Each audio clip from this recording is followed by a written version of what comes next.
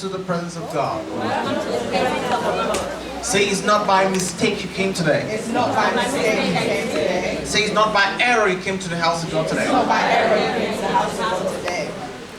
Amen. I want to thank every one of you for coming to church today. I always say that the devil always gives excuses as to why people should not be in church. And when I look at the world we live in today, it's such a confused world. There's a lot of reasons why people give as to why they don't want to serve God. And one thing I've known and learned about God is God does not force himself on people. He is very quiet. In fact, in Genesis chapter 6, said, "My spirit shall not strive with man, for he is flesh." Many of us, no matter how much we pretend, we try to turn God to man and make man God.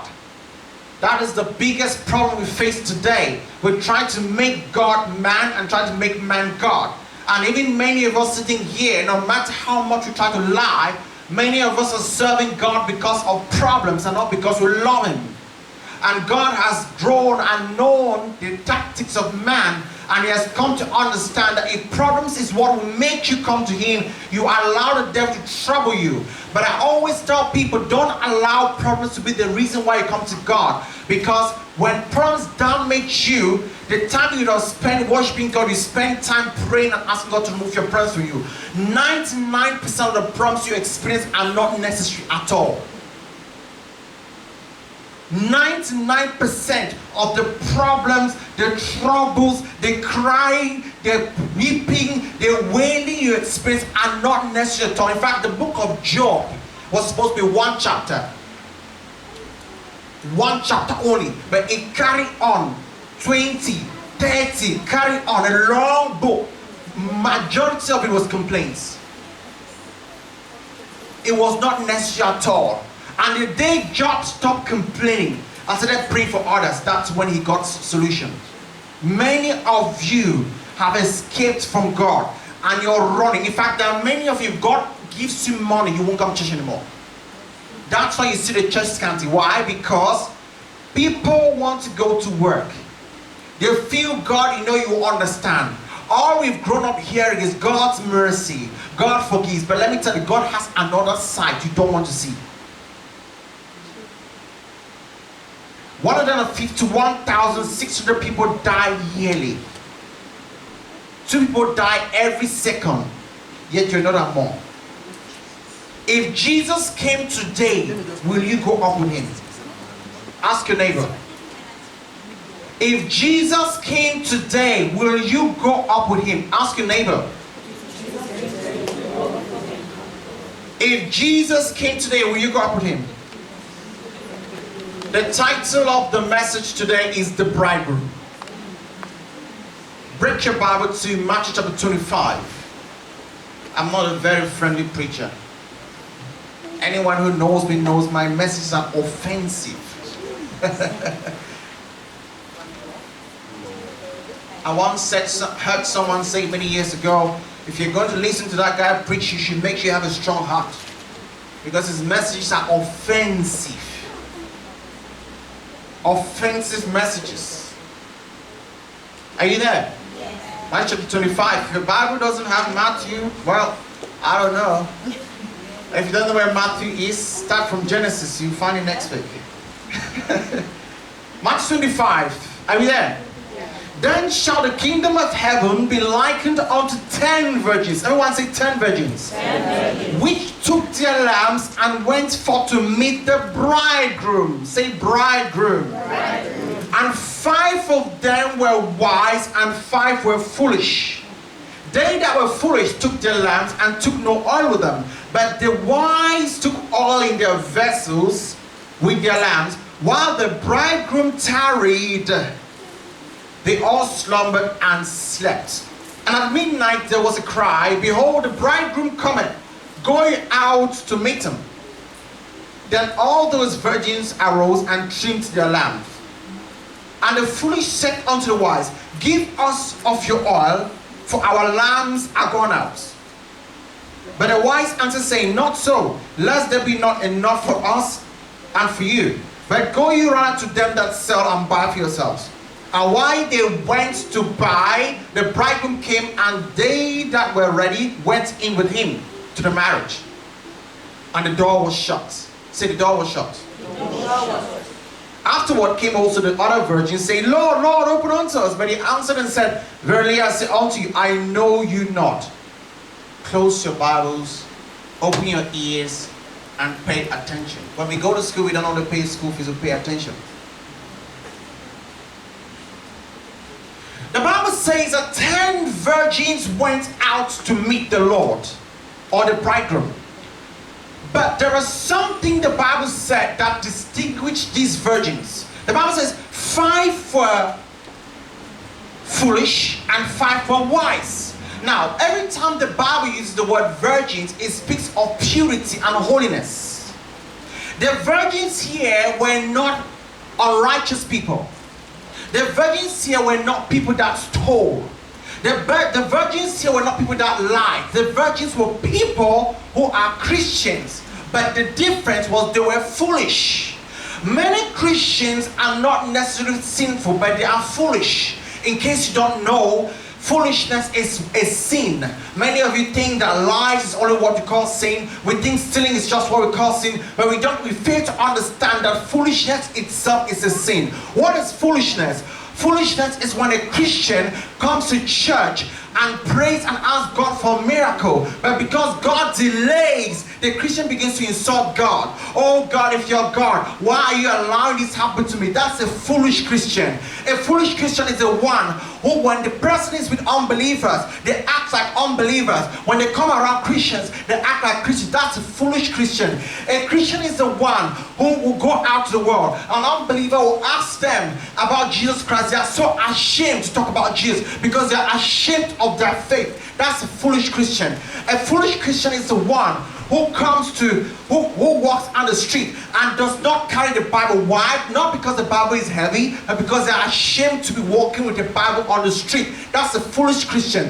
A foolish Christian is a Christian who can spend 10 hours watching Netflix, watching YouTube, but cannot spend 5 minutes on the Bible. That's a foolish Christian. These people, these 10 virgins, were not sinful. They were virgins, but they missed it. I hear many people asking questions. God cannot be so wicked to cast me to hell. There are other bad people, and you begin to blame other religions. Other people are sinful. Listen, don't ever preach to others until you preach yourself. When I hear people attacking Muslims and saying Muslims go to hell, I say focus first on yourself. Because Muslims are seen as unbelievers, but they are also unbelievers who are in church. As a matter of fact, I'm sorry to say, there are Muslims that behave well than Christians. You will never find an imam fighting another imam. Yeah. When you go during the Ramadan, you tell a Muslim, how do they say this? What I don't know the name they use. Salam alaikum, what about? They bring. Thank you. they bring and share. Tell a Christian, Merry Christmas, the same to you. They believe in the covenant of giving. Christians don't do. That is why Christians have become a joke. When you're preaching about Jesus, they insult you. They look at your character. It doesn't represent Christ at all. And you think that you're qualified to live for Christ while your nature is not. So today I'm going to tell you about something. If you're not ready, you will miss heaven. Heaven is the prepared place to prepare people. In fact, when you study the book of Genesis, you will discover that God said to Noah, build an ark. And he built the ark. Only 8 people were saved. Heaven is big, but there are many people that will miss it. In fact, let me tell you something. The privilege you have today of hearing the gospel is not a privilege everybody has. When I was young, I grew up in a Catholic family. My parents are these very staunch, when I say staunch Catholic, they don't believe in born again. In fact, the word born again used to make me afraid. My dad in particular would always tell me that's a cult. So I never ever understood the concept of being born again.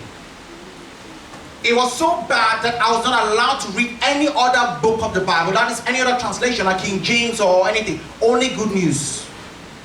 That was the kind of family I grew up in. A very strict family, and you must follow it because my parents are military. So they are very strict. If you don't keep to what they say, you're gone. In fact, when I grew up, 5 p.m. is like midnight. So after 5 p.m. you're not allowed to go out. 5 p.m. I'm not talking like now that you find teenagers walking about like, witches and wizards 10, 12 midnight. I don't know what they're looking for outside. But 5 p.m. was midnight in my family. My sisters are not allowed to cook when the sun is out. So 5 a.m. by 5 a.m. you should find the pot boiling. That was kind of home I grew up in. In fact, my mother broke her leg because she was coming back from work and my sister was sitting and talking instead of washing the plates. And while she was chasing them, she smashed the gate and it got broken. Can you imagine? So that was the kind of family I grew up. So you can't escape that kind of a house. But growing up, I used to see these born-again sisters who come and knock on our door.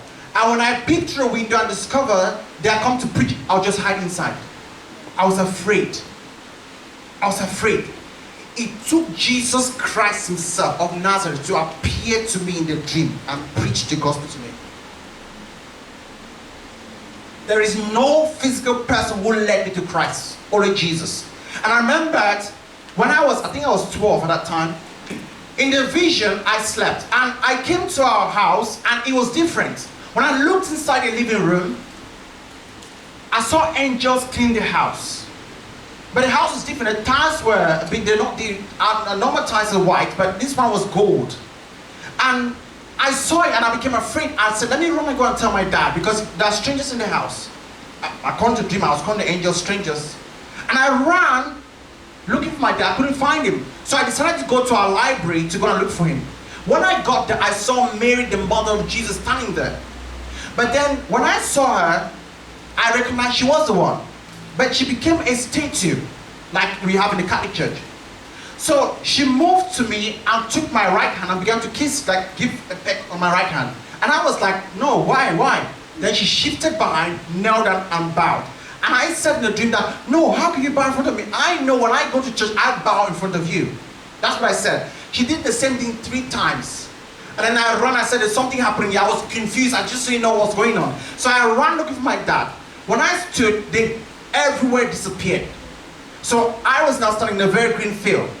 And I saw a man come from my back, very tall. I couldn't see him because his height was quite above the clouds. And he tapped me from the back and said, Elvis. So I turned and I couldn't see, but I saw it was his, I can't even explain, I don't know how I can explain it. I could not see his face because he was too tall. And he said to me, Elvis. I said, how do you know my name? I couldn't even see him because I was too tall. He said, I know you. I said, who are you? He said, I know you. He said, who are you? I said, who are you? He said, let's walk. He didn't answer. He didn't introduce himself. So I just started following him. But I remember my father said, don't follow strangers. I was too doctrinated.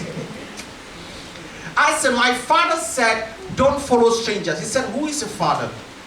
I said, Thomas. He said, that's not your father. That's a physical father. So it began to ring a bell to me. So when he said, that's a physical father, then I turned and then I could see Jesus Christ himself now. He said, can we take a walk? So I didn't still know he was the one. So when I began to walk with him, I said, but I'm scared because my father sees me, he's going to beat me up. That's what I said. And he said, the funniest bit was that he knew exactly what I was thinking. So anytime I think of something, you answer it without me saying a word. So he said to me that let us take a walk. And we went and sat on a stone. He said, name 3 things you want me to do for you. I said, well, I can't name 3 things because I don't know who you are. Then he said, up to now, you still don't know who you're talking to. I said, I don't know. He said, I am. That's what he said. He just said, I am. And then at that time, I knew that was Jesus I was talking to. So I said, are you Jesus? He said, I am. He said, 3 things, name. I said, okay, fine. I said, I want you to make me a distinct man of God. Now, physically speaking, I'm telling you the truth, I will never ask for such a thing. I don't know why it happened like that in the dream. Maybe that's the way God made it. When I said it, he wrote it down on the palm, on a piece of paper with using his fingers. I said, the second thing I said, bless everybody I know. He said he can't. I know why. He said, because man's heart is geared towards gifts. He does not refrain blessings from man. It is man's nature that pushes him away. So he refused. He said I should ask for something else. So I said, okay. I remember my sister, our second born, didn't have a job. She was in the UK. She didn't have a job then. I said, give my sister a job. And he wrote it down. The funniest thing is that my sister got a job that same morning. Until today, I've never told her I was on her.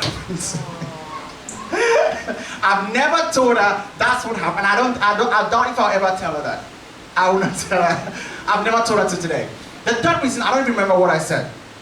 And he turned to me and said, many years from now, many shall leave east, west, north, and south and meet you to preach, to hear the gospel from you. Many years from now. He said, but I'll pass you through a young stage. I'll pass you to train you. However, when you become great, don't abandon me. That was the warning he gave to me. He said, follow me, I'll take you to heaven. So we got to heaven, we went up, we got to heaven, and when I got there, the gates were very unique. And we got inside, he took me straight into a room. I've forgotten the chamber. There was like a big room with containers of, little containers with some kind of liquid inside. He said, those are the tears of his children on earth. Every time you cry, there's an account of it. Kept there.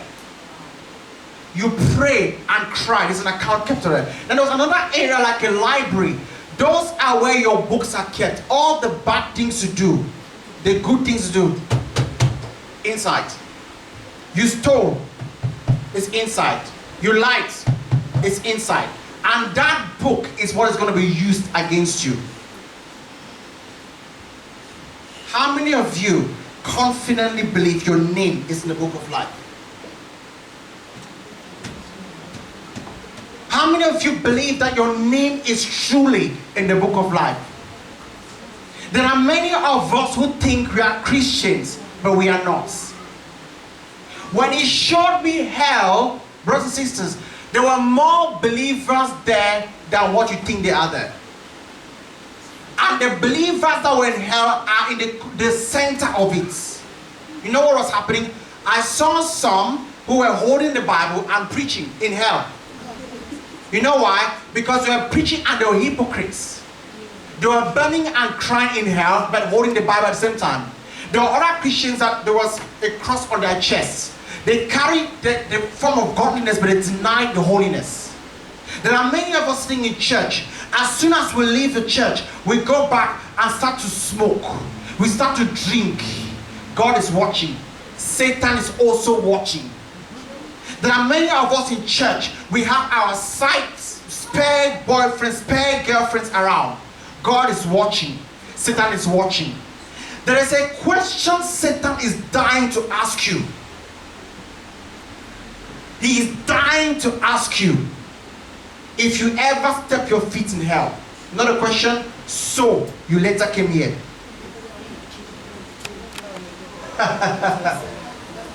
So you later came here with all your prayers and fasting. You still ended up coming here. You were a prayer warrior in your church. You destroyed all the demons. You killed all the witches, and you ended up coming here.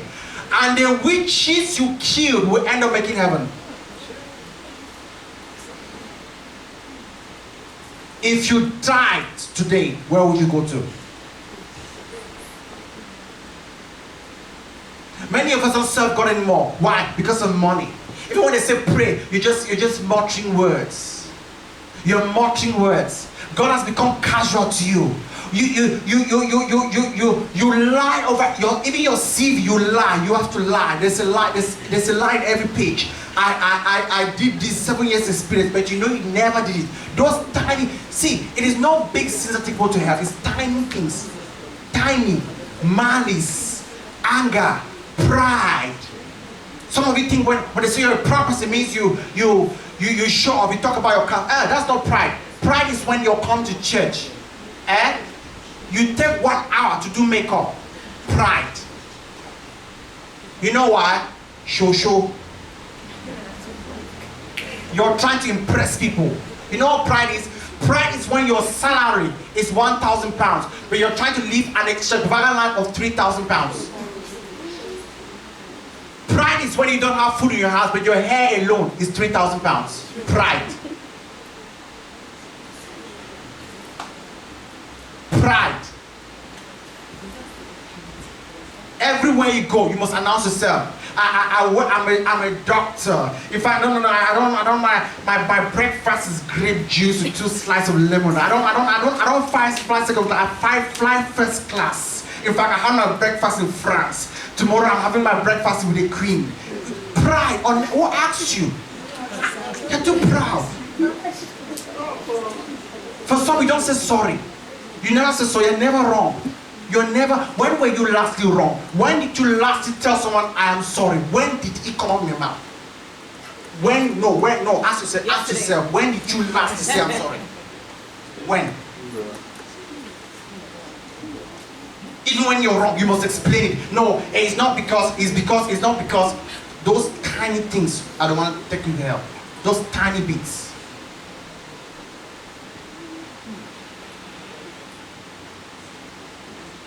You've destroyed your life.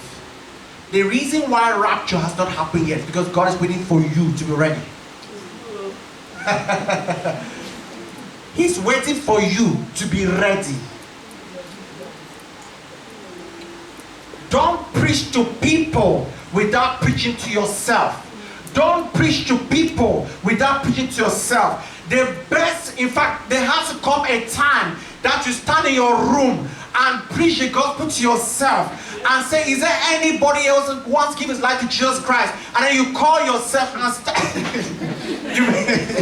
you make an altar call for yourself and surrender your life to Jesus by yourself, not in church, yourself.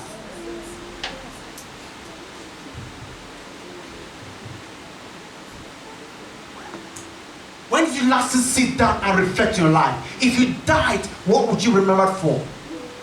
For the troubles you caused or the blessings you brought?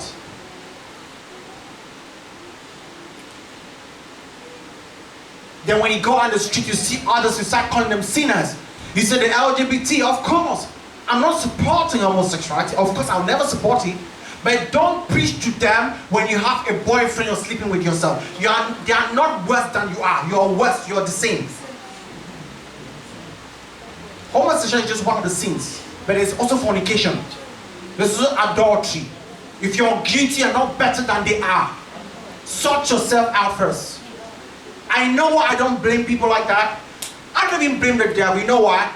Because the time Christians would have taken to pray, they spend time arguing and gossiping. Once you're arguing and gossiping and malicing your brothers and sisters in Christ, Satan is busy putting his agenda. By the time you wake up, the laws are in place. You can't speak against things like that anymore. Because you spend time arguing and fighting with your brothers and sisters in Christ. You have no power. And when sin begins to multiply, it means rapture is coming soon. When you start hearing laws put, gays, you cannot speak against this, it's because sin has begun to amplify. It's closest to the bell being rung. It's closest. It's closest. I know what I'm talking about. You see, the people, the biggest prayer warriors are not the ones on earth. They're the ones in hell. Oh Lord, take me out for 1 second. Oh Lord, deliver me from hell. Oh Lord, hell. Go there, you find it. Now I'd like to explain to you what happens when you die. Before you leave this world, there is something I want you to understand. You will never be told when you will die. And there is no fixed time you will die. There is no fixed way of dying. Gone are those days that when a person wants to die, he will gather his family on the dying bed and say, you, take my property. You, God bless you. You, God bless you. Give me a cup of coffee before I drink. Those are the Isaac days, the Abraham, Isaac, and Jacob days. Nowadays, you can die wirelessly. All a witch needs to do is just take a needle and pierce people. Oh, die. That's the way you die nowadays.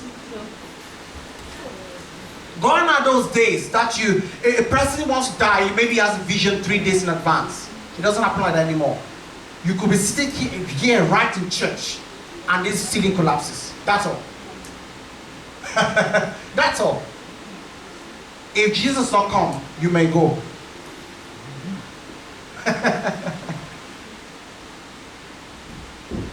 But before you die, God will send you warnings many times. He will send you many messages.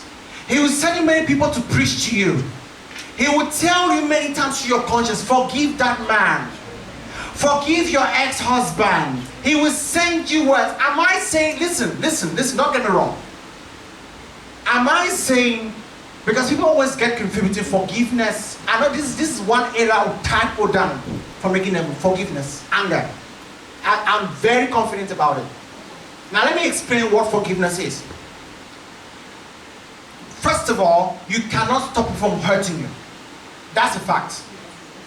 People will offend. In fact, if people are not available, call me, I'll offend you. You will be offended. That's number one. But to forgive does not mean you must take them back and put them back in the same position they were. Forgive people, but don't give them another opportunity to repeat what they did. I can forgive but love from a distance.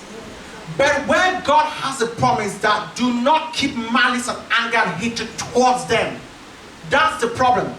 Okay, let me give you an example. When you go to a zoo, right, we see the animals locked in a cage, isn't it? Now, I cannot enter that cage. You can't enter that cage. The animals are not allowed to come, but you smile at them, you greet them, you give them sweets, you give them whatever it is, but you cannot enter the cage. They can't come out. That is how it is when with people you distance them. They are keep them where they are. They don't cross your side, you don't cross your side. The distance is there. But you don't hate the animals. You get a difference? So what God is against is when you're hating people. It gets to a point that you see them, you don't want to greet them anymore. The bitterness. Anytime you see someone and the first thought that comes up in your mind is bad person, it means you're angry with them.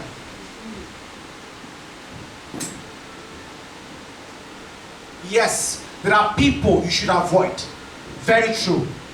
There are people you must, even in church, there are people, it's not everyone you associate with. Are we clear? It's not everyone you must mingle with. But it is not allowed for you to hate somebody. That is the problem. There are many of you hate people not because of what you saw them do to you, but because you heard what someone said, you just hated them. You have no evidence. And there are others, you incite people to hate others. Don't talk to your mommy. Don't talk to your dad. Don't talk to you. Don't greet him. Don't answer his call. You're sowing a very dangerous seed you pay for.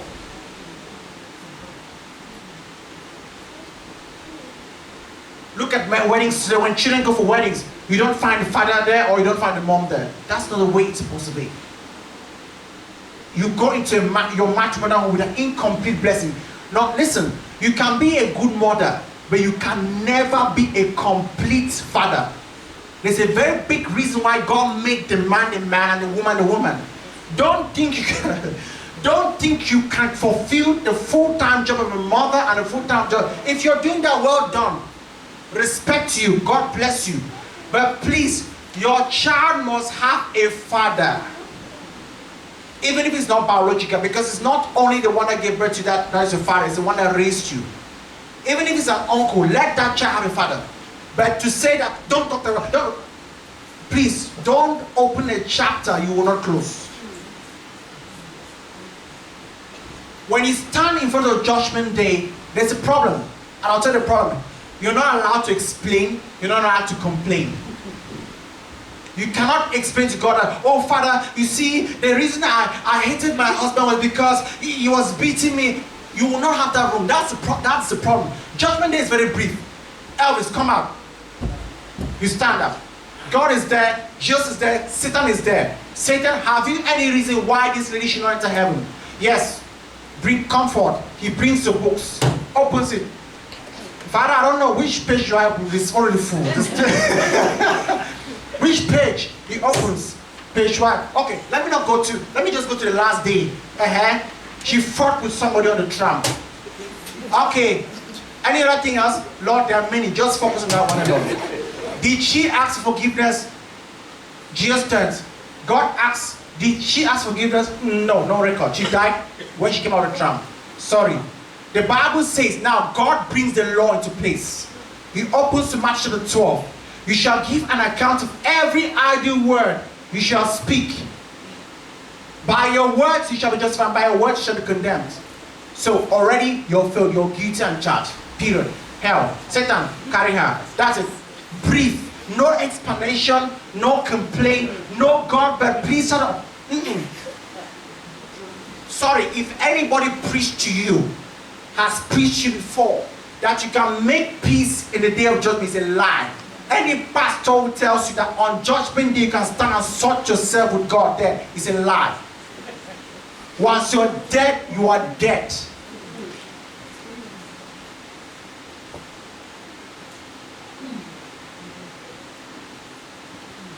What makes you think you'll leave church and get home early? Alive, sorry. What gives you the confidence? You think there's time. You're still enjoying yourself. You're drinking alcohol. Sleeping about. And you're alive. You're escaping it. You think it's fun. You're getting older. Getting older.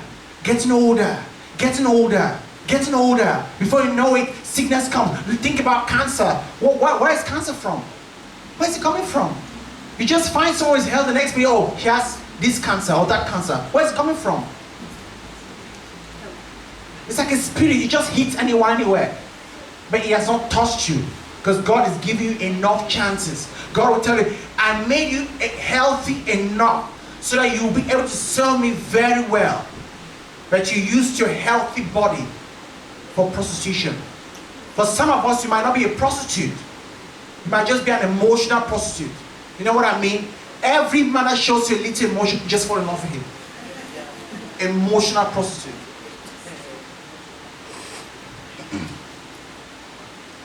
When you don't know your worth, you sell yourself for anything. Told you it's not an exciting message. You should have been ready before you sat down to listen.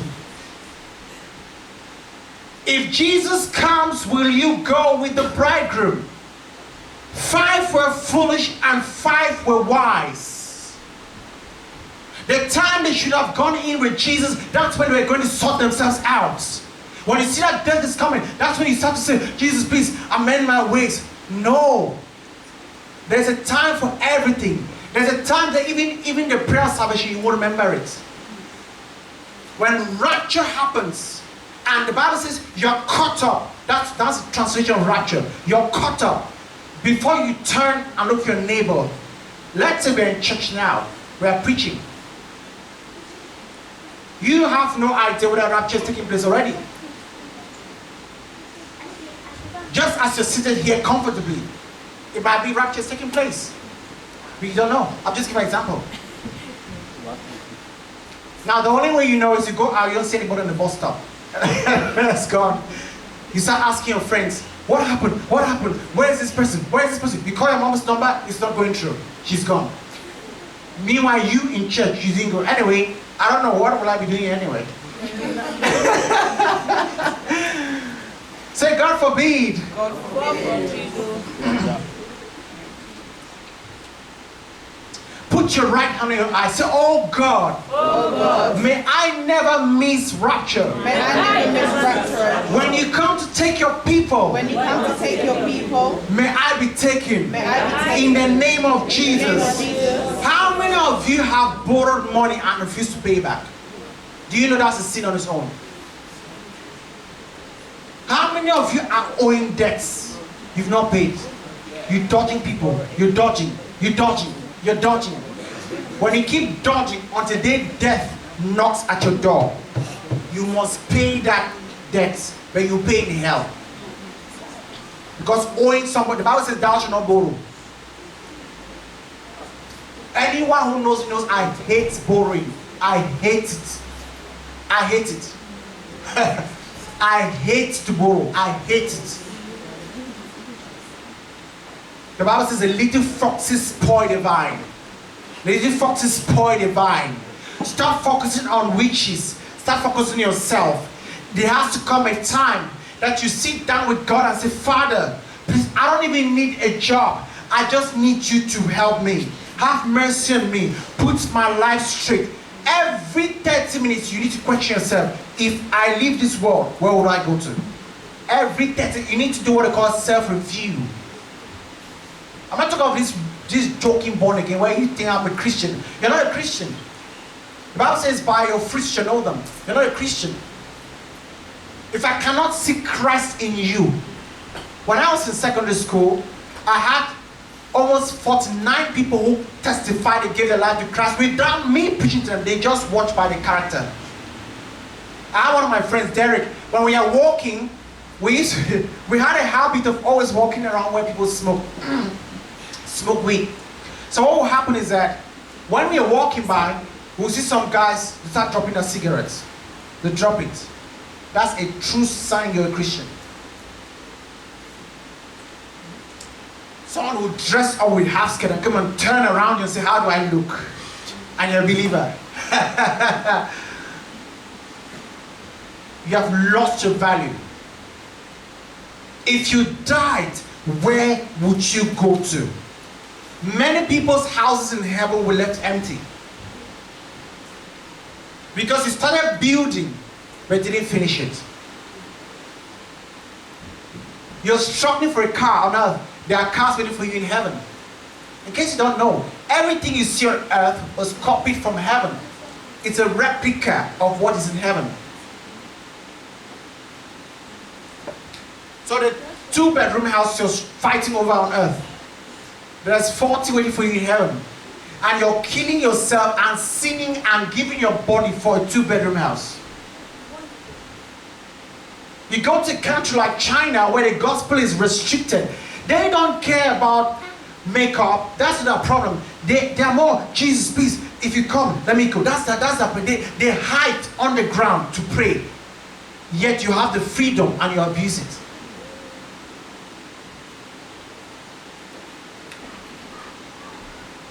God is so angry, not at the unbelievers, but at the believers. That's why our brothers read, he said, those who knew the Lord's will and did not do shall be beaten with more stripes. If you used to sleep with men when you were still on earth, when you died, Satan will make sure demons deal with you very well. You like to use the body, right? They will make sure you have it. You like to steal, isn't it? They will put hot coal for you to carry with the same hands. You cheated. You'll explain yourself in hell. You'll be thrown to hellfire with the same Satan who is causing all the trouble. He will have time to negotiate with you very well. You think when you're dead, you're just going to sleep in the grave. No, your soul is actually like your body. It feels, it thinks, it cries, it weeps, it hurts.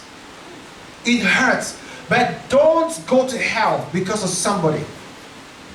Because there are people that are not going to heaven. They have made up their mind they're going to hell. Don't follow them. Don't follow them.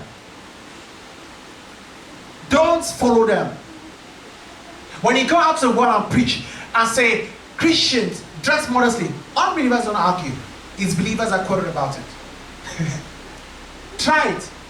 It's believers are, where the Bible doesn't say, where the Bible doesn't say, it's believers. Unbelievers will not, they won't have a problem.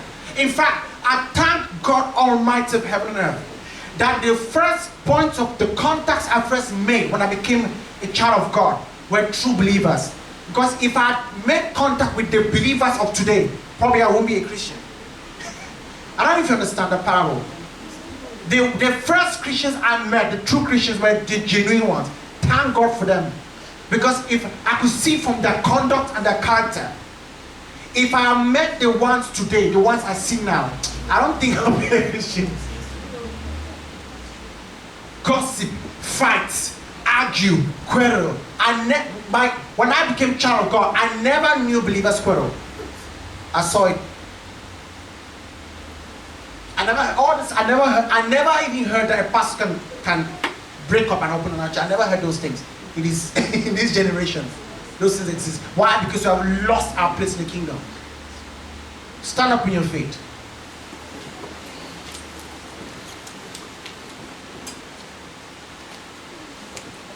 Now, I don't usually use these words. If you want to give your life to Christ, come out. Because everyone will say they are Christians. We'll do it in a different way.